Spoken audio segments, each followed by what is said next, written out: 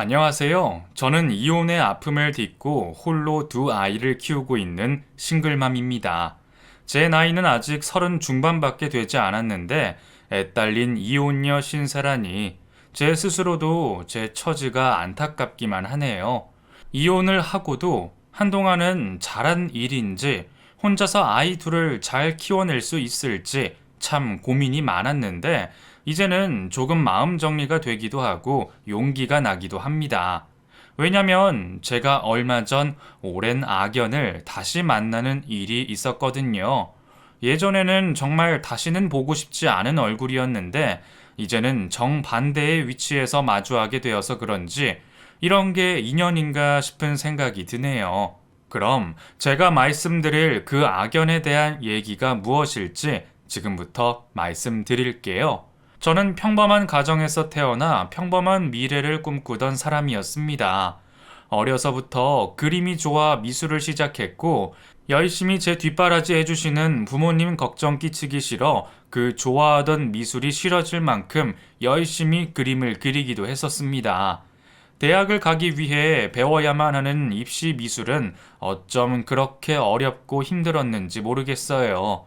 덕분에 바라던 대학에 합격을 했고 그토록 바라던 대학 생활을 시작하게 되었지만요. 물론 대학 시절도 그리 순탄하지만은 않았지만 이왕 시작한 그림으로 제 꿈을 펼쳐보려 열심히 노력해왔습니다. 사실 미술 업계라는 게 좀 그래요. 돈 없으면 버티기 힘들고 유학이라도 다녀와야 작은 전시라도 열 수 있거든요. 그런 게 아니라면 작가는 바랄 수가 없고 평범한 미술 강사나 회사원이 되어야 할 겁니다. 고등학교 시절에는 꿈만 많아서 그런지 그림만 잘 그리면 나중에 뭐라도 될 거라 생각했는데 성인이 되고서 마주한 현실은 꽤 잔인했어요. 있는 집 애들은 다들 유학을 준비하고 있었고 나머지는 취업 준비에 열중해야 했습니다. 그리고 저는 그 사이 갈림길에서 늘 고민을 해왔죠. 부모님이 여태 밀어주신 게 있는데 더 바라기는 어렵고 그렇다고 바라보지도 못하고 꿈을 포기하고 싶지는 않았거든요. 하지만 당장 유학을 결심할 만한 금전적 여유가 없었기에 결국 고민을 거듭하던 저는 대학원에 진학하기로 했어요. 혹시 모를 미래에 대비해 미술 감정 쪽으로 좀 더 공부하고 그동안 교수님을 도와 전시 준비를 하며 좋은 기회를 얻어 유학의 기회를 잡아보려 했었죠. 그게 당시 저의 최선의 계획이었고 그 계획은 머지않은 미래에 현실이 될 수 있었습니다. 바라던 유학의 기회가 코앞에 찾아왔던 어느 날 제게는 또 다른 기회가 찾아오게 됐었습니다. 바로 제 남편을 만나게 되었던 거죠. 어떻게 선택의 기로에 섰던 그 순간 그 사람을 만났는지 모르겠지만 저는 그게 바로 제 운명이라 생각했습니다. 그 사람은 교수님을 따라 참석한 한 행사에서 만난 사람이었어요. 당시 제 나이 26살, 그 사람은 딱 30이었죠. 겨우 4살 차이였지만 20대였던 제가 느꼈던 그 남자는 저와는 아주 멀리 높은 곳에 있는 듯 했습니다. 30이라는 나이도 그랬고 무엇보다 명함에 써 있는 대표 이사라는 그 직함이 굉장히 대단해 보였던 것도 같아요. 젊은 나이에 어떻게 회사의 대표가 되어 있을까 궁금하기도 하고 제게 관심을 표하는 그 사람이 싫지 않았습니다. 누군가는 제가 그 사람의 재력에 마음이 넘어간 거라 말하기도 하지만 이 자리를 빌어 솔직히 말해보자면 순수했던 그 시절에 저는 그 사람을 진심으로 사랑했습니다. 그러니 유학을 포기했으면 좋겠다는 그 사람의 요구를 들어줬던 거겠죠. 사실 제 욕심으로는 그 사람이 몇 년이라는 제 유학 기간을 기다려줬으면 좋겠다 싶은 생각을 하기도 했습니다.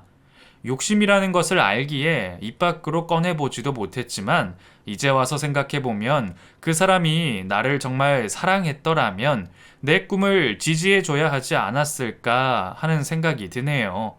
그런데 당시에는 나와 한시도 떨어지기 싫다며 자기 곁에 남기를 바라는 그 사람의 마음이 사랑인 줄만 알았습니다. 이 사람이 나를 정말로 사랑해서 곁에 두고 싶어 한다고 생각했던 거죠. 이제 와서 그 사람 마음 따위 중요하지 않지만 그렇게 순수했던 20대의 저는 그 남자와 결혼을 약속했습니다. 만난 지 겨우 반년 만의 일이었어요. 서로 첫눈에 반했던 저희는 급속도로 가까워졌고 결혼을 선택하기까지 그리 긴 시간이 필요하지 않았습니다. 사실 서로의 마음이 너무 확실하니 결혼을 결정하기는 했지만 결혼을 허락받기까지 걱정도 참 많았습니다. 아무리 사랑으로 결혼한다 하지만 결혼은 결국 집안끼리의 일인데 부모님들이 집안 간의 격차를 받아들이실 수 있을까 하는 염려가 많았거든요. 사실 저희 부모님보다 성훈 씨 어머님이 반대가 심하지 않으실까 싶었습니다. 아무래도 부잣집 사모님에 대한 선입견 같은 것이 있었던 것 같아요.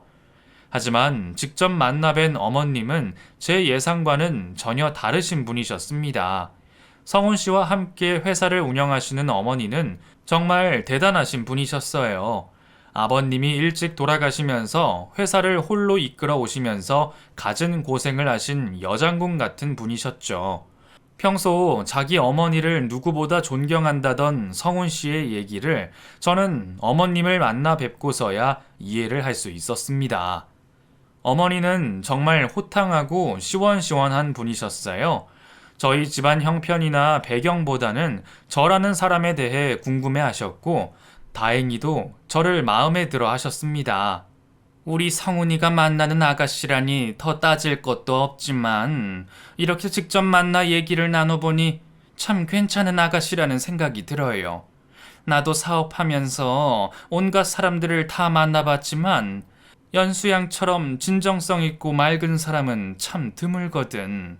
부디 그 진정성 결혼 후에도 잃지 말기를 바래요. 우리 가족이 되어줘서 고마워요, 연수양. 어머님은 보통의 어머님들과는 참 많이 다른 분이셨습니다. 사업을 운영해 오셔서 그러실 수도 있겠지만 사람의 가치를 금방 파악하시고 감정적이지도 않으시고 열린 사고방식을 가지고 계셨죠. 이런 분이 제 시어머니라니 저는 그날로 시어머니를 존경하게 되었던 것 같아요. 어머님은 결혼은 당사자들 간의 선택이니 반대할 이유가 없다며 저희의 결혼을 환영해 주셨고 덕분에 저희의 결혼은 문제없이 진행될 수 있었습니다. 그리고 그런 시어머님과 결혼 후에도 문제가 생길 일이 있을 리가 없었죠. 애초에 바쁘신 분이라 며느리를 오라가라 하시는 분도 아니셨지만 함께 시간을 보낼 때면 늘 제게 귀감이 되는 말씀을 해주시고 좋은 것들만 해주시는 분이셨습니다. 덕분에 저는 정말 꿈같은 결혼 생활을 할 수 있었어요.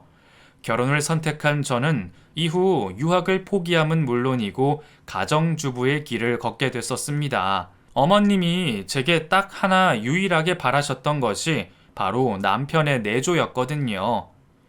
연수 너도 들어서 알겠지만 이 회사는 원래 성훈이 아버지가 하던 회사였다.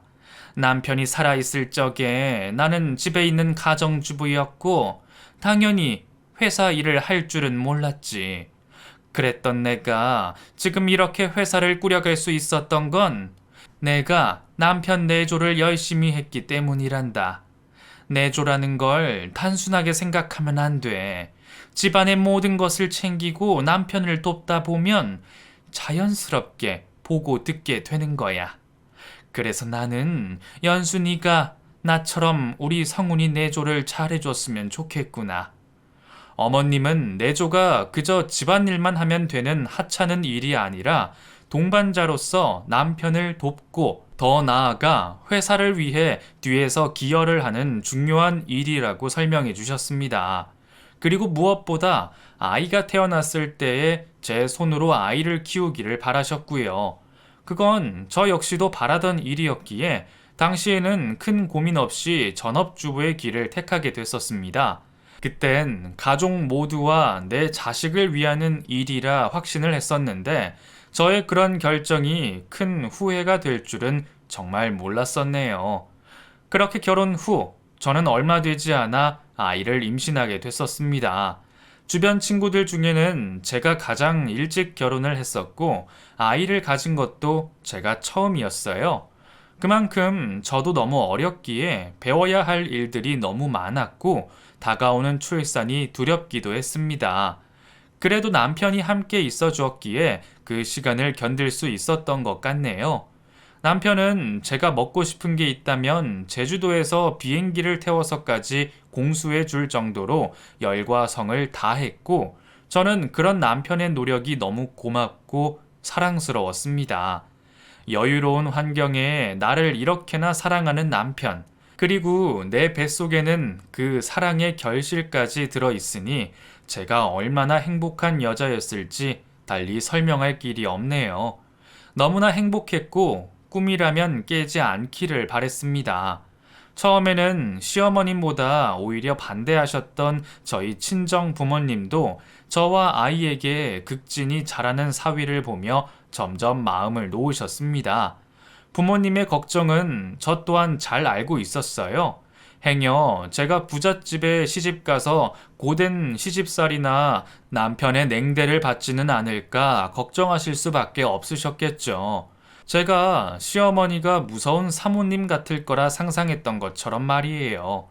물론 상견례에서 좋게 얘기가 마무리되고 남편을 직접 만나보시면서 결혼을 허락하기는 하셨지만 부모님은 제가 결혼 생활을 어떻게 잘 해나갈지 항상 걱정하곤 하셨습니다. 결혼하고 몇 년간은 매번 전화를 하셔서 남편이 잘 해주는지 시어머니가 잘 해주는지 늘 묻곤 하셨으니까요. 김서방이 아직도 잘 해주니? 어머니도 예뻐해 주시고? 그렇다니까. 오빠는 이번에 내 선물도 사줬고, 어머니는 날 볼 때마다 예쁘다고 해주셔. 며느리 고생시키기 싫다고 일 한 번 안 시키시는 분이신걸. 맨날 듣는 얘기를 언제까지 매번 물어볼 거야. 너도 애 낳아서 길러보면 알 거다. 부모 마음이라는 게 원래 그런 거야. 내 새끼 남의 집에 보내놓고 마음 편할 부모가 어딨겠어. 하물며 그 집은 아쉬울 것 하나 없는 집안인데 혹여 내 새끼 흉이라도 보면 어쩌나, 무시라도 하면 어쩌나 늘 걱정이지.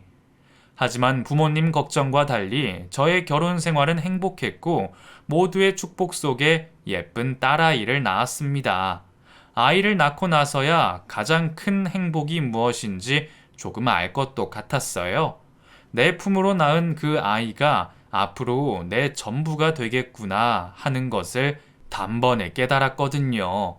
아이에게 부족한 것 없이 저의 모든 사랑을 주며 행복한 가정을 꾸려나갔습니다. 사업하는 남편은 일 때문에 많이 바쁘기는 했지만 제가 임신을 했던 동안 하던 것처럼 저와 아이에게 참 잘했어요. 아이에게 쓰이는 것은 무엇이든 좋은 것으로 마련해줬고 늦은 시간이라도 꼭 아이를 안아주고 잠에 들었습니다. 남편이 바쁠 때는 틈틈이 화상 전화도 하고 남편은 바쁘지만 어떻게든 저희와 함께 시간을 보내고 싶어 했어요. 바쁜 남편 사정이 아쉽기는 했지만 부족함 없이 보여주는 남편의 사랑으로 모든 것을 견뎌낼 수 있었던 거죠. 그렇게 사랑으로 키웠던 큰아이가 3살이 되었습니다. 아이를 키우다 보니 시간이 언제 그렇게 흘렀나 싶을 정도로 쏜살 같았죠. 큰아이가 어느 정도 크고 저는 계획했던 대로 둘째를 만들고 싶었습니다. 우리 이제 슬슬 둘째 생각해야 하지 않을까?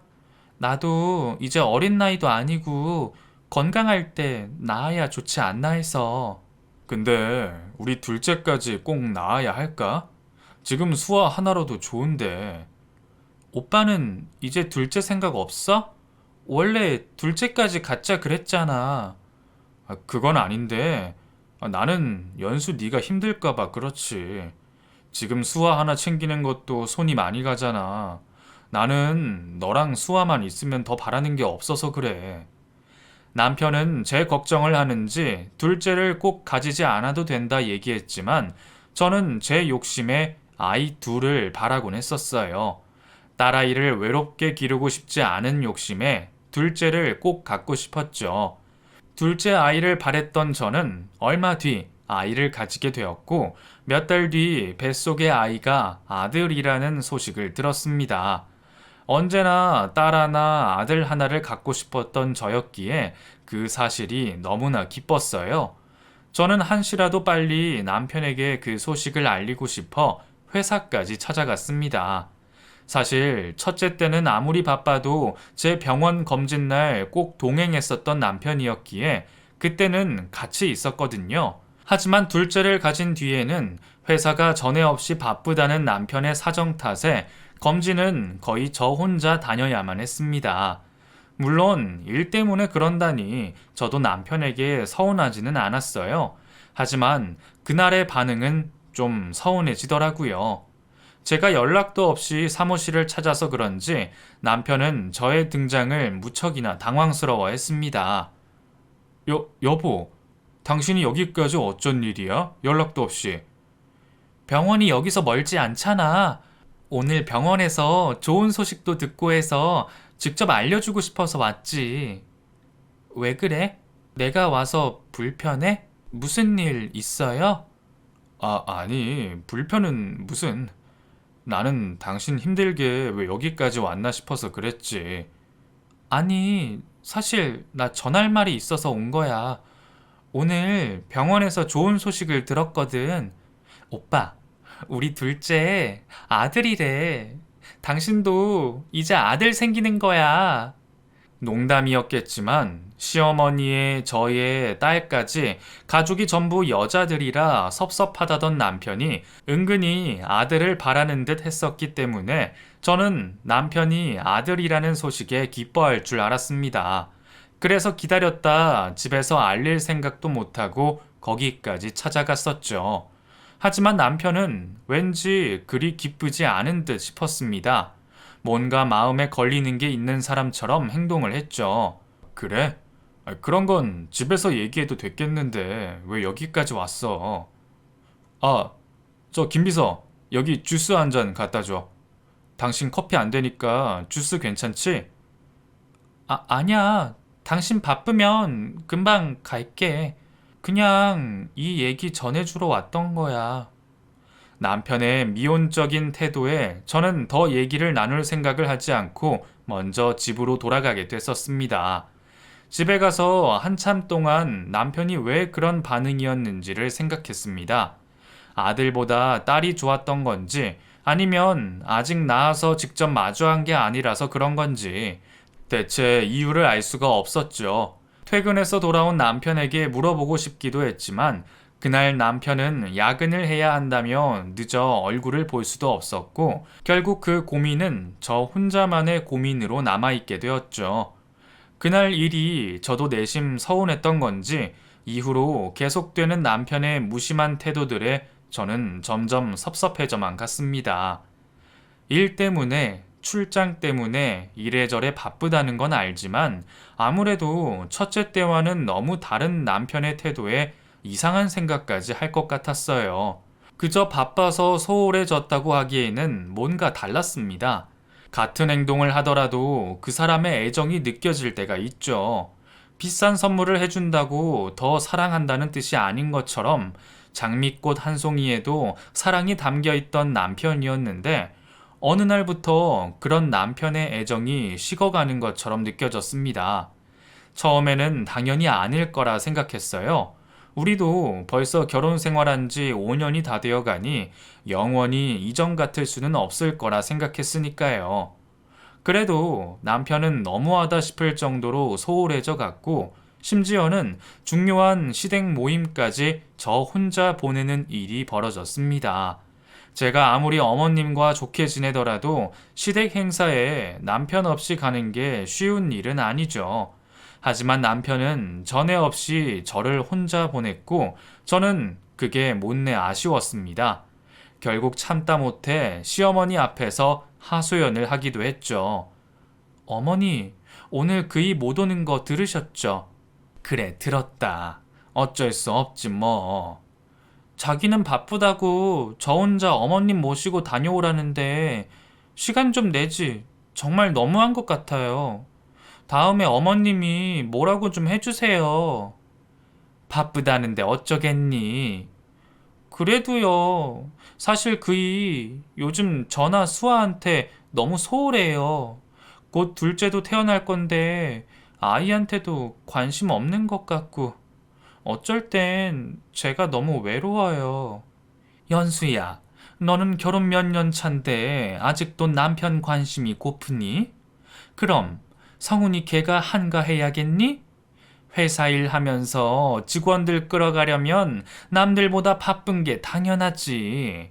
그런데 누구보다 그런 사정을 이해해야 할 네가 그렇게 얘기를 하면 어떡해? 내가 너더러 뭐하러 내조하라 부탁했겠니? 이런 거 이해하고 성훈이 도우라고 한 거 아니니? 사업하는 사람 이해 못하고 서운해만 하면 내조를 어떻게 할 거니? 평소 저를 예뻐하시고 저의 사사로운 투정을 잘 받아주시던 어머니가 그날따라 혼을 내시니 저도 좀 당황스러웠습니다. 하지만 어머님의 말씀이 옳다 생각해 받아들이기로 했죠. 그 뒤로 저는 무사히 둘째를 출산했고 여전히 바쁘고 여유 없는 남편을 대신해 혼자 아이 둘을 기르며 아내와 엄마의 역할을 다해가고 있었습니다. 남편에게는 여전히 서운함이 남아 있었지만 혼자 아이 둘을 기르다 보면 그런 걱정을 할 여유가 없어지더라고요. 덕분에 저는 남편에게 섭섭한 소리 한번 할 새 없이 바쁜 생활을 보내야 했습니다. 그래도 아이들이 예쁘게 자라는 덕분에 더없이 행복했던 시절이었기도 하네요. 그렇게 제 나름의 노력으로 가정을 꾸려가던 어느 날 평화롭던 저의 인생에 먹구름이 끼기 시작했습니다. 그쯤 남편에겐 알리지 못했지만 저는 어느 때보다 바빴습니다. 둘째 아이에게 문제가 생겼기 때문이었어요. 둘째는 첫째에 비해 모든 것이 느렸습니다. 남자애들이 여자애들보다 발달이 좀 느리다지만 주변 큰 소리에도 별 반응이 없는 것을 보며 걱정이 생길 수밖에 없었죠. 결국 병원을 찾아가 보았고 둘째에게 작은 문제가 있다는 것을 알게 됐었습니다. 다른 아이들보다 정서적 발육이 더뎌 치료가 필요한 상황이었어요. 다행히 아직 아이가 어리고 충분히 후천적 치료가 가능하다고 하셨지만 저는 더 빨리 병원을 찾지 않았다는 자책을 할 수밖에 없었습니다. 그렇게 저는 둘째 아이의 치료를 위해 전문 기관들을 찾아다녔습니다. 남편에게 말을 할까 생각하기도 했지만 한창 바빠서 잠도 제대로 못 잔다는 남편을 걱정시키기 싫어 당분간 저 혼자 알고 있기로 했죠. 그래도 너무 늦지 않았고 아이가 놀이치료로 점점 좋아지는 것을 보니 다행이다 싶었습니다. 그런데 제가 그렇게 혼자 아이들을 걱정하는 동안 남편은 다른 짓을 하고 있었네요. 하필 거기서 그 장면을 목격한 것이 우연이었을까요? 필연이었을까요? 아이들을 위해 방문 교사를 알아보던 저는 그날 호텔 로비에서 초저녁부터 호텔 룸으로 팔짱을 끼고 올라가는 남편과 한 여자의 모습을 보고 말았습니다.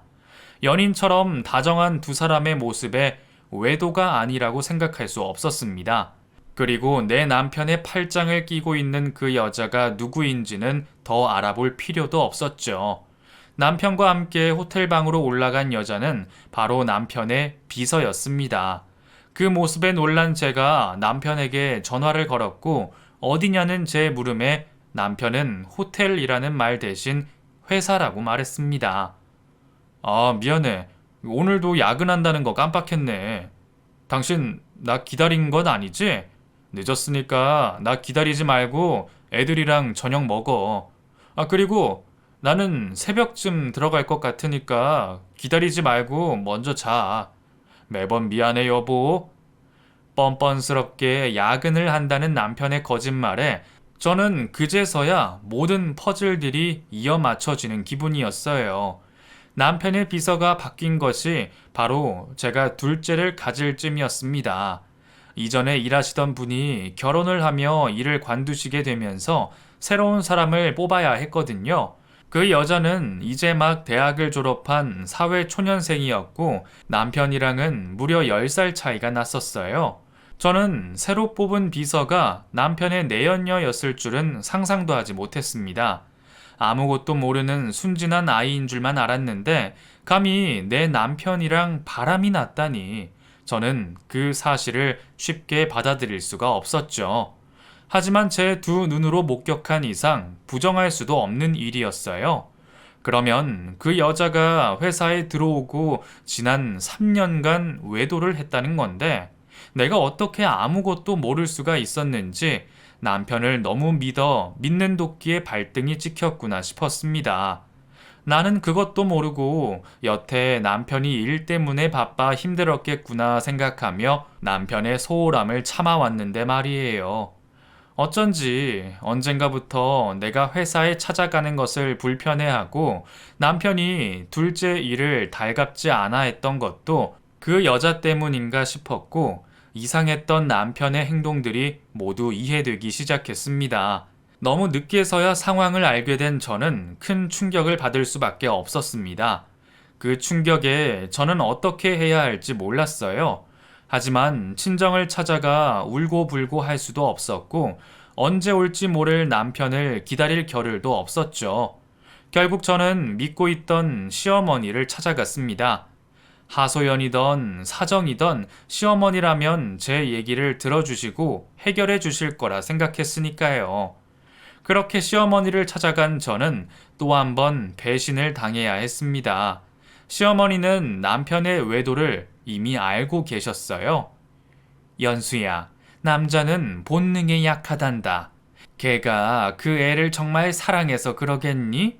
그냥 어리고 살가우니 잠깐 마음이 갔을 뿐이겠지. 한순간의 방황일 뿐이야. 그런다고 너 그것 때문에 이혼이라도 할 거니? 애들 생각만 해도 이혼 얘기는 쉽게 못하지. 맨몸으로 나갈 생각이 아니라면 내 말 무슨 말인지 알아듣지? 그러니까 흥분 가라앉히고 현명하게 생각해라. 걔랑 언제까지 붙어 있겠니? 그러니까 너도 성훈이가 알아서 돌아올 때까지 얌전히 기다려 주렴. 그런 것도 다 내조란다. 상상도 하지 못했던 시어머니의 말씀에 저는 다리가 풀려 주저앉을 것만 같았습니다. 그동안 늘 저를 예뻐하시고 며느리로서 아껴주셨던 분이 결국 저를 남보다 못하게 생각하고 계시는구나 하는 것을 그제서야 깨달았어요. 저는 시어머니가 말씀하시는 그 말을 누구보다 잘 알고 있었습니다. 어머니가 제게 하신 말은 모두 협박이었습니다. 사실 남편은 자기 명의로 된 재산이 아무것도 없었습니다. 회사는 어머님 명의였고 저희가 살고 있는 집과 별장, 심지어 남편이 타고 다니는 2대의 외제차까지 모두 회사 법인 명의였어요. 당시에는 절세를 위한 방법이라는 얘기를 듣고 별 생각을 하지 않았는데 이혼 얘기 앞에서 맨몸으로 나가고 싶냐는 어머님 말씀을 듣고 나니 이게 모두 철저히 계획되었던 일이 아닐까 하는 생각이 들었습니다. 혹여 이혼을 하게 되더라도 한 푼도 쉽게 내어주지 않겠다는 얘기겠죠. 저는 너무나 늦게 제 처지를 깨닫게 됐었습니다. 나를 사랑하는 줄 알았던 남편도 나를 예뻐하시던 시어머니도 내가 살던 집, 내가 누리던 그 모든 것들이 다 허상이었다는 것을 말이죠. 그렇게 제 처지를 알아버린 저는 이혼이 너무나 두려웠습니다. 심지어 아빠를 너무 찾는 아이들 모습에 저는 이혼을 결정할 수 없었습니다. 결국 저는 남편에게 한마디도 꺼내지 못했고 시어머니 말씀대로 남편이 방황을 마치고 돌아오기만을 기다릴 뿐이었습니다. 내게서 한눈을 팔았던 것이 딱 4년 정도였으니 그 여자랑도 5년은 못 넘기겠구나 생각했습니다. 그리고 제발 그러기만을 바라고 있었죠. 그게 잘못된 생각이라는 것을 알면서도 현실적인 문제들에 저는 이혼을 생각하지 못했습니다. 친정에라도 손을 벌리고 싶었지만 누구보다 딸이 잘 살기를 바라시고 걱정하셨던 부모님의 모습에 그럴 용기를 낼 수 없었죠. 그렇게 가슴에 피가 맺히는 인고의 시간들을 보내야 했고 그때까지도 나 하나만 참고 견디면 모두가 행복할 거라는 잘못된 착각에 빠져 있었죠. 바로 얼마 뒤 그 여자가 현실을 일깨워 주기 전까지는 말이죠. 어느 날 남편이 웬일로 저를 친정에 보내더라고요. 당신 요즘 고생 많지? 요즘 너무 지쳐 보여. 그래? 생각이 많아서 그런가? 뭐가 그렇게 고민이 많아? 그러지 말고 이참에 며칠간 친정에 다녀와. 나는 신경 안 써도 되니까 가서 푹 쉬다 오라고. 웬일로 나를 신경 쓰는 남편의 관심이 기뻐서 그 내막을 쉽게 알아차리지 못했습니다. 지쳐 보이는 저를 걱정하는 거라 생각하며 정말로 오랜만에 살림에 신경 끄고 친정에서 여유로운 시간들을 보내고 돌아왔죠. 그렇게 며칠 만에 집으로 돌아온 날, 저는 제 침대 위에서 그 여자의 흔적을 발견하고 말았습니다. 여자 속옷을 보란 듯이 두고 간 그 여자의 행동에 저는 치가 떨렸습니다. 분명 의도한 행동이었어요. 뒤에서 바람이나 피는 주제에 뭐가 이렇게 당당하고 뻔뻔한지 직접 물어보고 싶었어요. 그렇게 저는 그제서야 상간녀를 만났습니다. 이렇게 대놓고 당당할 줄은 몰랐는데 내 집, 내 침대까지 드나드는 걸 보니 더 이상 숨길 생각이 없나 봐요. 그동안 모른 척 참고 넘어가 준 걸로 감사해 했어야지. 네가 그렇게 나오면 나도 이제 더 못 참아.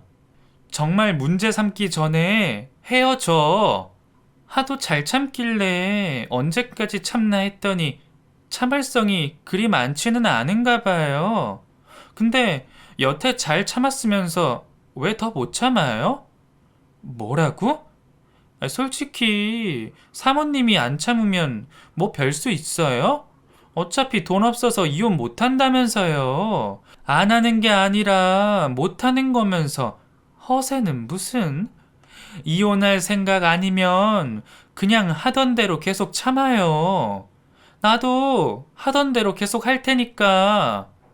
그 말을 듣고도 아무 말 못한 제가 한심스러웠습니다. 제가 아무것도 못한다는 걸 알아서 그런지 그 여자는 그 뒤로 대놓고 내 남편과 외도를 즐겼고 전혀 헤어질 생각이 없어 보였습니다. 외도의 기간이 길어질수록 두 사람은 뻔뻔해져 갔습니다. 남편은 거리낌 없이 제게 거짓말들을 했고 그 여자는 남편이 집에 있는 것을 뻔히 알면서 전화를 걸어왔어요. 남편은 제가 아무것도 모를 거라 생각하고 있었지만 사실을 알고 있던 저는 그 순간들이 견딜 수 없이 고통스러웠습니다. 그리고 그런 현실은 저를 절벽 끝으로 밀어붙였죠. 그동안 잘 참아왔던 저도 더 이상은 참을 수가 없었습니다. 결국 제게 이혼할 용기를 준 것도 그 여자였네요. 상간녀의 만행에 질릴 대로 질린 저는 그날부터 이를 악물고 이혼을 위한 경제적 자립을 준비하기로 했습니다. 그래도 그 집에 있는 동안 좋은 것 몇 개 있었어요. 그 중 하나가 바로 좋은 인맥들이었죠. 남편과 시어머니를 따라다니며 만났던 인맥을 통해 저는 좋은 인상을 남겼던 미술관 관장님에게 부탁해 미술관의 자리를 얻을 수 있었습니다. 대학원에서 공부를 더 했던 것이 정말 다행이었어요. 저는 관장님의 도움으로 미술품 감정과 중개 일을 할 수 있었고, 당장 큰 돈을 기대할 수는 없지만, 분명 저에게는 좋은 기회였어요. 사실 저 혼자 힘으로는 해내지 못했을 일이라 더 감사했네요. 그렇게 저는 낮에는 아이들을 유치원에 맡기고 일을 시작하게 됐었습니다. 어차피 남편은 바람 피느라 저에게 신경 쓸 겨를이 없었고 시어머니도 그날 이후로는 제게 연락도 하지 않으셨기에 제가 일을 하고 다니는지 무엇을 하는지 신경 쓰는 사람은 아무도 없었습니다. 그렇게 제가 제 커리어를 쌓아가던 중에 저는 또 다른 기회를 찾게 됐었습니다. 제가 이혼을 망설였던 이유 중 하나는 남편 명의로 된 재산이 아무것도 없기에 맨몸으로 쫓겨날까 두려웠기 때문이었죠. 그런데 놀랍게도 남편에게 숨겨둔 재산이 있다는 것을 알게 됐었습니다. 돈 있는 집 사람들이 탈세를 목적으로 고가의 미술품들을 구매한다는 얘기를 듣기는 했지만 그게 제 남편일 줄은 몰랐어요. 남편은 미술에는 별로 관심도 없었고 집에도 그림 한 장 걸어두질 않았거든요. 그런데 남편이 소유한 그림과 예술품들이 있었더라고요. 그것도 일을 시작하게 되고 알게 되었죠. 미술품 보관 창고에 남편의 물건들이 있다는 것을 알게 된 저는 그 길로 이혼 소송을 준비했습니다. 이미 직장도 얻었고 위자료 받아서 집을 얻으면 되겠다 싶었습니다. 제가 갑작스럽게 이혼을 요구하고 숨겨둔 재산까지 꺼내들자 남편이나 시어머니는 아주 놀라셨어요. 순하고 멍청한 줄 알았던 제가 그럴 줄은 아무도 몰랐던 모양이죠. 덕분에 일이 쉽게 끝났습니다. 당황스러워하던 그 사람들은 제가 탈세니 뭐니 법적인 이야기들을 꺼내들자 별다른 말 없이 재산 분할을 끝내 주었거든요. 덕분에 제 예상보다 많은 위자료를 받아낼 수 있었습니다. 그리고 아이들 친권도 제가 가져왔고요. 너무 쉽게 끝난 이혼 결과에 저는 오히려 어리둥절했어요. 이렇게 쉽게 끝날 일을 나는 왜 그토록 용기 내지 못했는지 과거에 제가 미워지더라고요. 거기서 용기를 낸 저는 상간녀 소송도 진행했습니다. 소송장을 그 여자 집으로 보내서 그 집에서 난리가 났던 모양이었어요. 그 여자 부모가 저를 찾아와 선처해달라고 호소를 했지만 저는 들어주지 않았습니다. 당신 딸이 나한테 무슨 말을 했는지 아냐며 말해주니 그 사람들도 더 이상 말하지 못하고 돌아가더라고요. 그렇게 결혼 생활을 정리한 저는 상처받은 마음을 잊으려 더 열심히 일했고 이후 미술품 판매 관련하여 저만의 사업까지 시작하며 홀로 서기에 성공할 수 있었습니다. 사업하던 남편 뒷바라지 하던 제가 사장이 될 줄은 꿈꿔보지도 못했네요. 그래서 저도 아직 제 성공이 믿어지지 않아요. 그래도 덕분에 두 아이들은 모자람 없이 키울 수 있었고 큰아이도 학교에 잘 다니고 걱정스러웠던 아들도 건강히 잘 자라주고 있습니다. 예전에는 아이들에게 아빠가 없으면 안 된다고 생각했었는데 저 혼자도 이렇게 잘 키우고 있는 걸 보니 괜한 걱정이었다 싶네요. 이제 정말 모든 일이 끝나고 제 인생에서 두 번 다시 그 얼굴을 볼 일이 없을 줄 알았습니다. 하지만 정말 세상 일은 어떻게 될지 모르는 일인가 봅니다. 다시는 보고 싶지 않았던 그 여자를 그렇게 다시 마주할 줄은 몰랐으니까요. 이혼 후에도 저를 붙잡던 남편 때문에 둘이 헤어졌다는 얘기는 들었지만 설마 그 여자의 결혼 소식을 들을 줄은 몰랐습니다. 내 가정을 깨트린 그 여자가 결혼한다는 것도 어이가 없는데 그것도 하필 제가 아시는 분의 며느리가 된다는 거예요.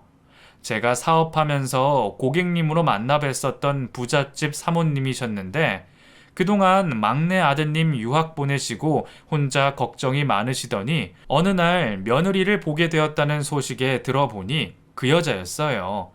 지난 몇 년간 무슨 일들이 있었는지 이름이 달라져 설마 했지만 잊을 수 없는 그 얼굴이 분명 그 여자가 맞았습니다. 몇 년 사이 그 여자는 신분 세탁이라도 한 건지 이름도 전공도 바꾸고 유학파 인재에 탐나는 며느리라는 소리를 듣고 있었습니다. 우리 막내 이번에 결혼한다는 소식 들었지? 며느리 될 애가 해외 유학 다녀와서 얼마 전에 귀국했는데 우리 애랑은 거기서 만났더라고. 그래서 결혼식만 한국에서 하고 신혼은 미국에서 꾸리기로 했어. 애들 떨어뜨려 놓는 건 속상한데 그래도 이젠 둘이라 얼마나 다행인지. 사모님 참 좋으시겠어요. 막내 아드님 혼처 때문에 고민이 많으셨잖아요. 애들이 좋다니까 결혼시키는 거지만 젊은 아가씨가 어쩜 그렇게 싹싹하고 착한지 정말 마음에 쏙 들어. 어떤 아가씨일지 제가 다 궁금하네요, 사모님. 다음에 미술관 행사 때 같이 오셔서 소개시켜 주세요. 저는 우연을 가장해 그 여자를 만날 자리를 만들었고 몇 년 만에 그 여자를 마주하게 됐었습니다. 여기 우리 막내 며느리. 실물이 더 예쁘지? 그러게요. 사모님이 마음에 들어 하시는 이유를 알겠네요. 참 인기가 많으셨겠어요. 주변에서 가만히 안 뒀을 것 같은데. 그렇죠? 그즘 예비 며느리로 나를 마주한 상간녀는 저를 보자마자 알아보고는 아주 놀라더라고요. 당황하는 그 얼굴이 얼마나 우습던지 저도 모르게 실소를 터뜨릴 뻔했네요. 그래도 아는 척은 하지도 못하고 내내 똥줄이 타는 얼굴이었죠. 내내 안절부절 못하던 그 여자는 곧바로 저를 찾아왔습니다. 그 여자가 할 말이야 뻔했지만 정말 뻔뻔하더라고요. 저 이 결혼 꼭 하고 싶어요. 그러니까 제발 알리지 말아주세요. 어차피 다 지난 일이고 저도 그때 성훈 씨랑 헤어지고 완전 끝냈다고요. 위자료도 드렸잖아요. 그러니까 제발. 글쎄, 그게 이제 와서 나한테 할 말인가? 사과부터 먼저 해야 사람 도리 아니야? 제 말에 그 여자는 바닥에 무릎을 꿇고 손을 싹싹 빌었습니다. 몇 년 전 내게 했던 말과 행동을 생각하면 같은 사람이라 생각하기 어려울 정도로 비굴해 보였네요. 그 결혼이 그렇게나 하고 싶은지 애걸복걸하는 그 여자 꼬락서니가 우스워 보였습니다. 예전에는 내 남편 탐내서 내 자리 노리더니 내 남편한테 팽당하니 다른 사람을 꼬여낸 모양이죠. 저는 별말하지 않고 그 여자를 돌려보냈어요. 그리고 결혼식 날짜가 다가올 때까지 매일 그 사모님과 그 여자를 만났죠. 저를 볼 때마다 사색이 되어가는 그 여자 얼굴을 보면서 저는 더없이 속이 시원했습니다. 겨우 그 몇 번을 가지고 내가 그동안 겪었던 아픔에 비할 수는 없겠지만 그나마라도 느껴봤으면 좋겠다 싶었어요. 그렇게 한참 그 여자를 괴롭게 만들었던 저는 결혼식 일주일 전에 그 사모님을 찾아갔습니다. 사모님, 제가 진작 말씀드렸어야 했는데 저도 한 번에 못 알아봤어요. 그 사람이 이름도 바꾸고 얼굴도 바뀌어서 사실 막내 며느님 되신다던 그분 제가 아는 사람이에요. 제 전남편이랑 바람났던 그 여자요. 아무래도 사모님이 알고 계셔야 할 것 같아서 용기 내서 말씀드립니다. 아무리 그래도 그런 여자를 며느리로 들이실 수는 없잖아요. 저는 이전에 모아뒀던 그 여자와 전남편의 외도 증거들을 보여줬고 상간녀의 실체를 알게 되신 사모님은 기절초풍하셨습니다. 그리고 당연하게도 두 사람은 파혼을 하게 되었죠. 아무래도 있는 집 사모님이셨기에 호락호락하지 않으시더라고요. 건너 듣기로는 혼인빙자 사기 소송을 당했고 이미 그 주변에 소문이 쫙 퍼져 얼굴을 들고 다닐 수가 없는 지경이라 하네요. 계명에 성형에 유학까지 다녀와 부잣집 사모님 해보려던 그 여자의 계획이 결국 저 때문에 모두 망가지고 말았습니다. 몇 년 전에도 소문을 피해 이름까지 바꿨던 여자가 이번에는 또 무슨 이름으로 바꿀지 궁금하네요. 사실 저도 뒤늦게 이런 복수를 예상했던 것이 아닌데 역시 죄짓고는 못 사는 모양입니다. 어쩌면 나 때문이 아니라 그 여자의 헛된 욕심 때문에 자기 죄를 자기 업보로 돌려받은 것이 아닌가 싶어요. 그래도 덕분에 상처도 돌려준 것 같아서 저는 속이 좀 시원하고 이제야 두 발 뻗고 잘 수 있을 것 같아요. 이렇게 편한 마음으로 앞으로는 아이들만 바라보며 제 인생 멋지게 살아가 보려고 해요. 제 이야기를 들어주신 여러분들도 그런 저의 앞날을 응원해 주세요. 지금까지 제 이야기 들어주셔서 감사합니다.